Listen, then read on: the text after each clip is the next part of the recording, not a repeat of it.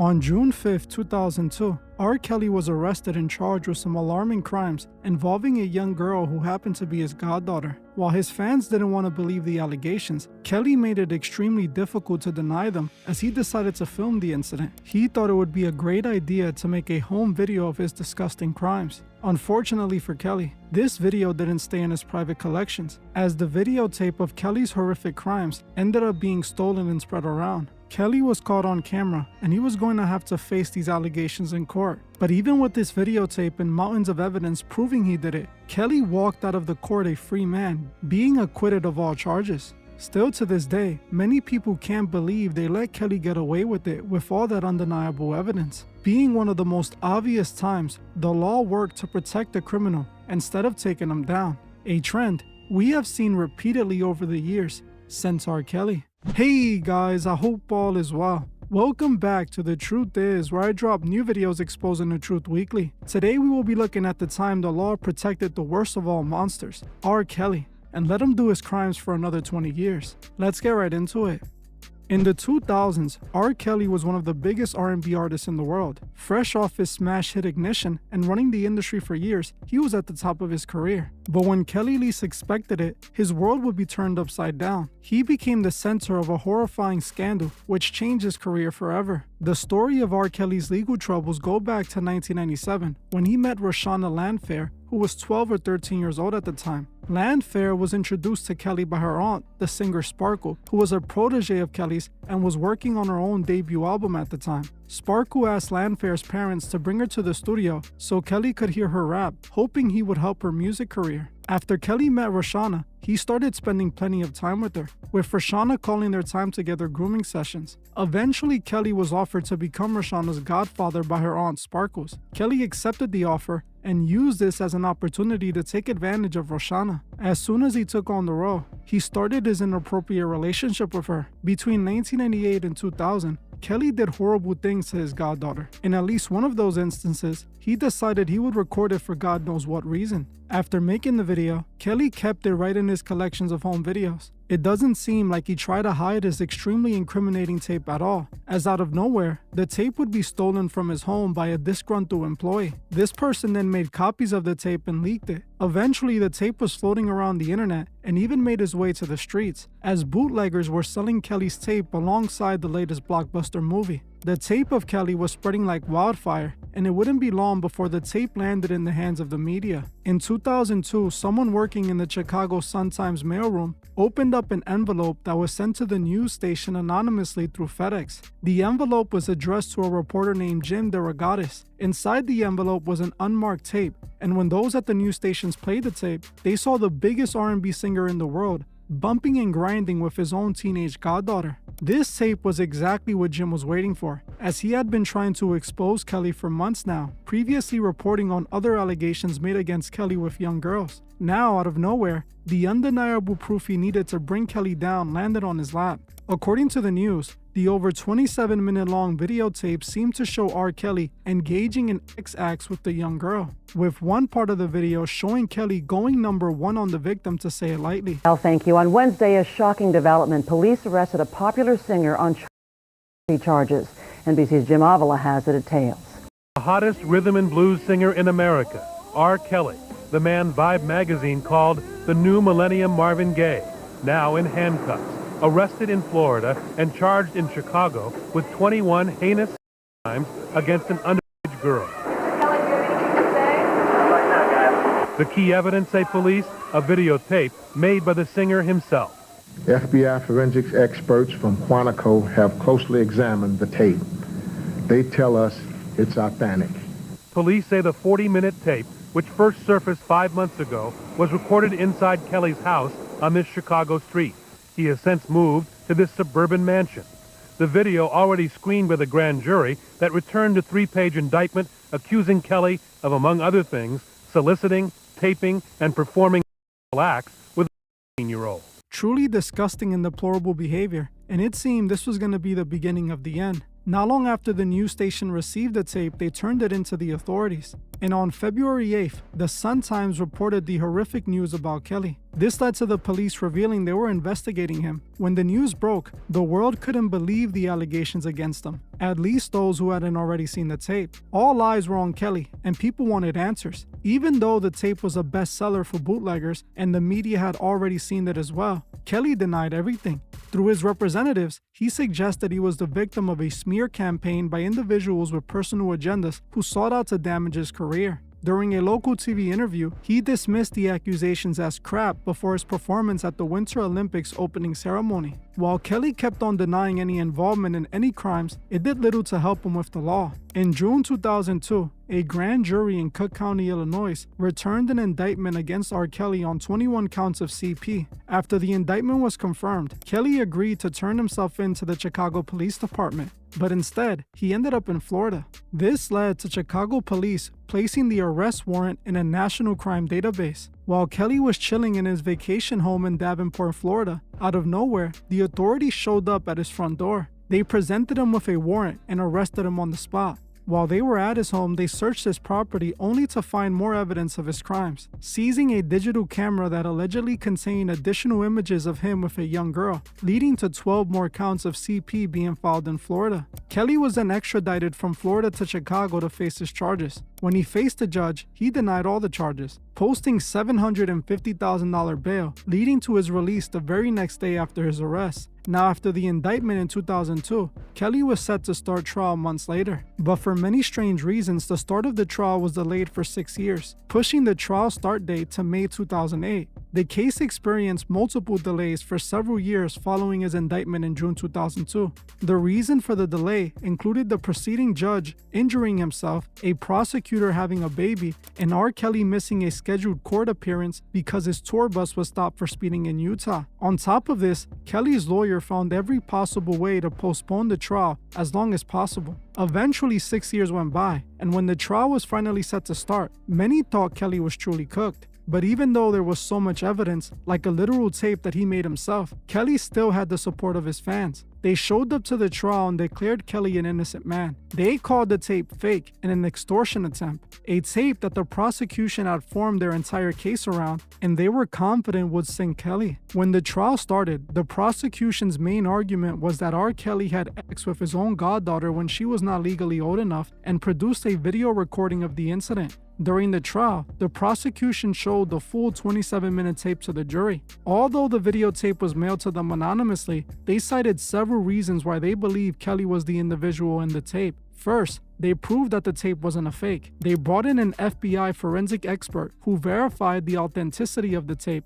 dismissing the defense claim that the video could have been faked or heavily altered. After proving the tape was in fact real, they presented their evidence on why the man in the tape was in fact R. Kelly. In the video, the man seen committing the crime had a mole on his back that was visible in the video. The prosecution brought in a forensic expert to testify that a dark spot visible on the man's lower back in the video was in the exact same position and about the same size as the mole on R. Kelly's back, which was confirmed by photographs taken after his arrest. On top of this, the prosecution brought in a retired Chicago police detective who testified that the location where the video was filmed matched R. Kelly's home in Chicago. He pointed out that R. Kelly had a log cabin themed room that matches the scenery that's seen in the video. The prosecution also pointed out that during the video, the man literally asked the girl in the video how old she was, where she told him her age. Do you like teenage girls? When you say teenage, how old are we talking?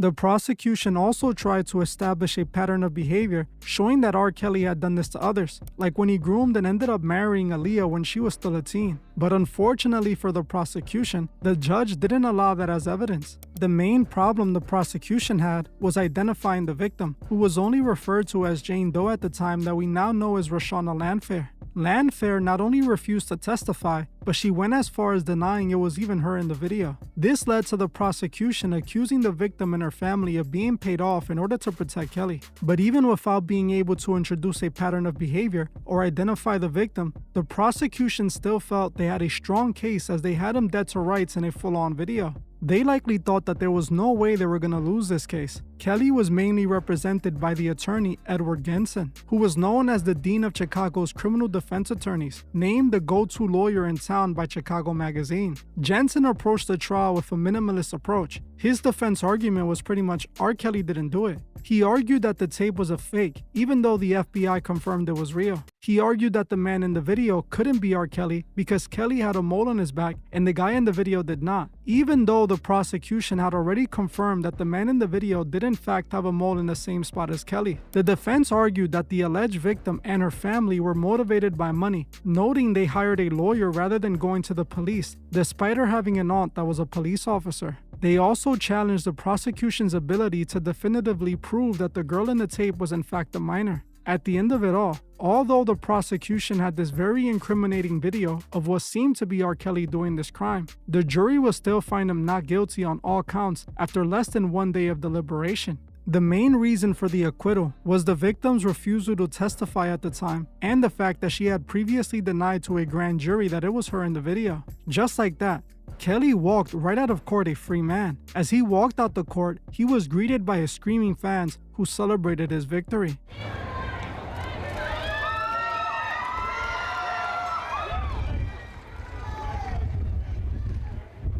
He successfully managed to beat the case and was vindicated by the courts. Although they presented video evidence and it all pointed to Kelly being guilty, the courts declared him innocent. After the trial was over, Kelly didn't waste no time, using all the media attention the trial had gotten him to further boost his career. He continued to tour and record new music. His career thrived, and he released several hits during this period, selling millions of albums and packing concert venues. It seemed like the man had put those allegations behind him and was back on top. But while Kelly was under the impression he had won and had put it all behind him, fast forward a few years later to 2017, and that illusion quickly faded. See, while Kelly was able to convince the courts and some of his fans that he was an innocent man, there was still one man who wasn't buying it. The one person who started this off, who had been trying to expose Kelly for almost 20 years now, the reporter Jim DeRogatis. After Jim exposed him back in the 2000s, he never stopped trying to bring him down. As in 2017, months before the rise of the Me Too movement,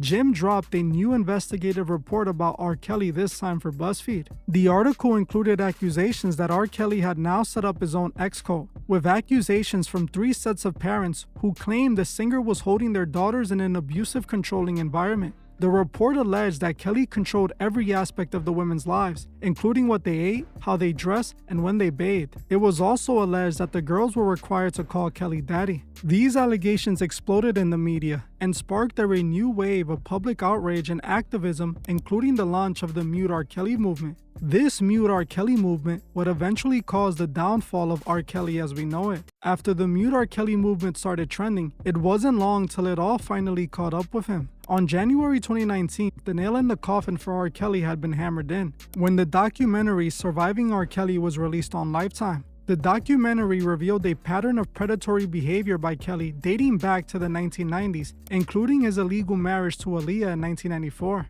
In the documentary, survivors detail how Kelly used his fame and wealth to groom victims, often promising to help their music careers. He would then allegedly isolate them from their families, confiscate their phones, and enforce strict cult-like rules in his home and studios. A major focus of the documentary was how the music industry, fans, and various enablers allowed Kelly's alleged abuse to continue for over 25 years without serious legal or professional consequences, despite numerous lawsuits and the infamous 2008 CP trial in which he was acquitted. The documentary was critically acclaimed and had a significant real-world impact, leading to renewed public reckoning and accelerating criminal investigations that ultimately resulted in R. Kelly's conviction and imprisonment. Immediately after the documentary, the public sought out to put pressure on companies like Spotify, Apple Music, and Ticketmaster to stop working with Kelly, leading to canceled concerts and Kelly being dropped by RCA Records. Around this time, Kelly showed up to do an interview with Gayle King, where he tried to declare his innocence while crying like a baby. At one point during the conversation, he stood up and started yelling, telling Gayle King, "I'm fighting for my effing life," while visibly crying and hitting his chest. I'm fighting for my life. Y'all killing me with this. I gave y'all 30 years of my career. Robert. 30 years of my career. Y'all trying to kill me. You killing me, man. This is not about music.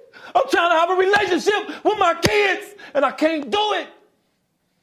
During the interview, he also called his accusers liars and claimed he was being assassinated. But this did nothing to help him. His record label dropping him quickly became the least of his worries, as on February 22, 2019, Kelly was arrested by Chicago police on 10 counts of aggravated criminal SA related to 4 victims, 3 of whom were way too young at the time. Kelly would go on to turn himself in and was released on bail after a few days. The initial arrest will start a sequence of arrests, as on March 6, 2019, he was taken back into custody for failing to pay over $160,000 in child support he owed to his ex-wife. He was released a few days later when an anonymous person paid the full amount, which led to his third and final arrest on July 11, 2019, with the U.S. Attorney's Office for the Northern District of Illinois unsealed a 13-count indictment, including CP and obstruction of justice charges. A separate federal indictment for racketeering, kidnapping, and S-trafficking was also filed in the Eastern District of New York. After his arrest, R. Kelly faced 2 federal criminal trials, one in New York in 2021 and another in Chicago in 2022. Kelly was facing life in prison in the New York federal case and another 15 years for the CP case out of Chicago. When the trial finally started, the prosecution went in guns blazing, using RICO charges to present a wide-ranging case, arguing that Kelly ran a criminal enterprise with his entourage to recruit and exploit women and young girls over the span of decades. This approach allowed them to introduce evidence of uncharged bad acts and a pattern of behavior stretching back to the 1990s, including his illegal marriage to Aaliyah. Unlike the last trial, this time the prosecution had a lineup of witnesses and victims eager to testify. Numerous victims and former associates told their stories, describing a world of physical and emotional abuse. Witnesses described being forced to follow Kelly's rules, call him daddy, and being punished for disobedience, sometimes through violence or degrading acts. A central part of the case revolved around the same evidence from Kelly's 2008 trial, the 27-minute videotape from the early 2000s that showed Kelly essaying and going #1 on his own goddaughter. But unlike his 2008 state trial, where he was acquitted because the victim did not testify, the woman, who was now an adult, testified at this trial, identifying herself as the person in the video and detailing how Kelly coerced her into lying to a grand jury years earlier. For her testimony, Landfair was spared of prison time for lying to the courts the first time around.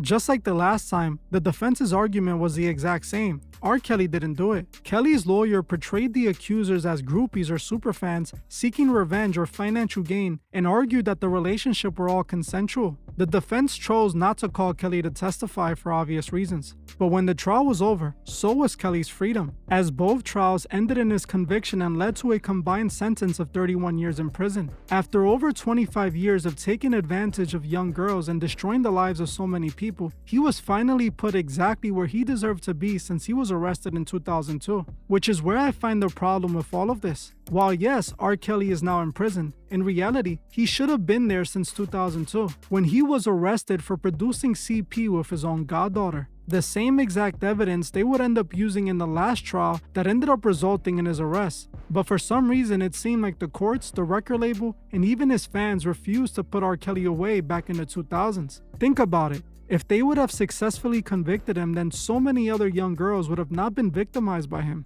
I honestly believe that R. Kelly was protected back in his 2008 trial. He was still a top-selling artist for RCA Records and was a cash cow for them. So I believe they likely did everything in their power to make that problem go away for Kelly. They protected their investment, using their powerful connections to get Kelly out of his jam. I also have to call out his fans too, as they helped paint this image that R. Kelly was innocent, even though that tape clearly showed them as the monster he is. The music industry fans and the courts allowed Kelly to keep doing what he was doing, allowing him to literally re-offend God knows how many times. By the time he was finally arrested, he had formed a full-on ex-cult, taking advantage of so many young girls. And the sad part of all of this is that the only reason he ended up behind bars was because of the Mute R. Kelly movement trending. It literally took a documentary and a full-on mass movement from the public to get R. Kelly arrested, even though the courts and the music industry already knew he was guilty.